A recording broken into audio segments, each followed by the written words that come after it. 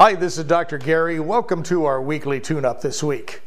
First of all, I want to acknowledge all of you who write to me each week or text me or even comment on these videos on YouTube. I appreciate you watching. I appreciate you passing these on to your friends. And also remember that you can subscribe to this channel, and when you do, if everything's working the way it's supposed to, you'll be notified when we post a brand new video for you. Usually it's on a weekly basis, but sometimes things come up and we don't get around to it each week. But most of the time you have a brand new one every week. This week, after reading through many of the comments, I know many of you want me to talk about the words. Not necessarily the virus words, which we talk about frequently, but just how come I say words are important. And it's all about what we say to ourselves. In the Bible, God said, the most important thing are your words, the words you speak. And I'm sure the intention behind God saying that, probably, not that I'm attempting to outguess God, but I've learned over years and years of practice here with what I'm doing over the last 30-some years now, that it seems like most of the trouble we get into is pretty much about the things we tell ourselves.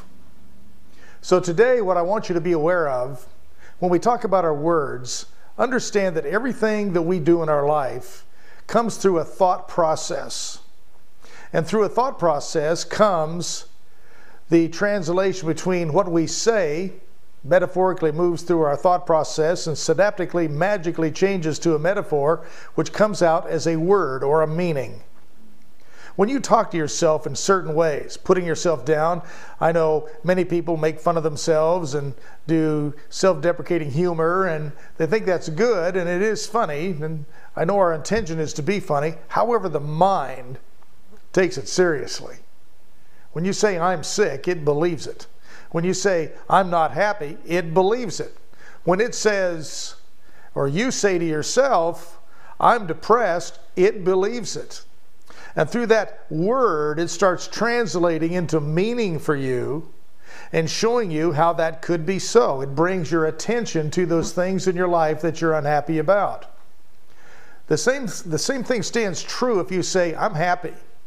Even if you're not feeling happy that day, if you say, I'm happy, what's going to happen is your brain's going to translate to you things in your life that you can be happy about. Now, is this bulletproof? Pretty much. But we have to learn how to work this, because if you have years and years and years of negative self-talk, for instance, it's going to take a little while to get that momentum built up to where you start noticing the leverage of the shift and change into a more appropriate language. And I'm not talking about the power of positive thinking, because I truly believe if you have to rely on the power of positive thinking, you are going to be so exhausted by the time you figure all that out, it's going to be too late anyway. Today, I want all of us to really listen to the words we say, not only to other people, because it's like a bell that you want to put back in the ringer. You just can't unring a bell. Ask yourself this question. If I would allow someone to talk to me the way I talk to myself, would I have that person as a friend? Probably not. This week, I want us to work on our words. Understand the words you use can either be a virus or fuel to our future in a good or indifferent way. How do you want your words to work for you? Do you want them to work for you in a positive, good way where they're driving you to an outcome that you want? Or are you going to continue to be reckless with what you say and putting yourself down and having negative self-talk and taking your chances on where you're going to end up next as your destination? You can put great purpose behind each day in the drive towards what you want to accomplish, the things you want to have, the love you want to acquire, simply by using the words that you want to use to yourself and let those drive you to an outcome you want. The words you choose are going to end up where you go. There's an old proverb that says your ability to be successful is directly linked to the words you use. There's also another one out there that says the more and more you know how to think properly, the more and more you're going to live properly. So the bottom line today is think about the way you use words. Think about some of the slander and the slang that we use, some of the things that we slander ourselves with, thinking we're being funny. Think about some of the self-talk you have under your breath, as maybe you've had an argument with someone and they walk away. What did you say to yourself in that moment? You see, the more we can forgive those people who cross us or transpose us with their own predictions of what they think we are or who they think we are, let it go. What other people think of you is pretty much none of your business. What you think of you is critical to your outcome.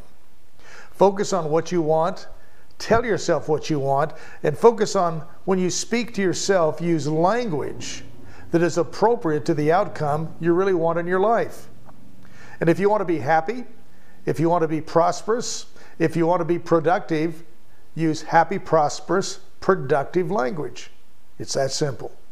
Let's work on that. Thank you for all your feedback. I appreciate each one of you. And remember, if you subscribe to this YouTube channel, where we are on YouTube, just simply hit the subscribe button and you'll get notification of each video when we post it.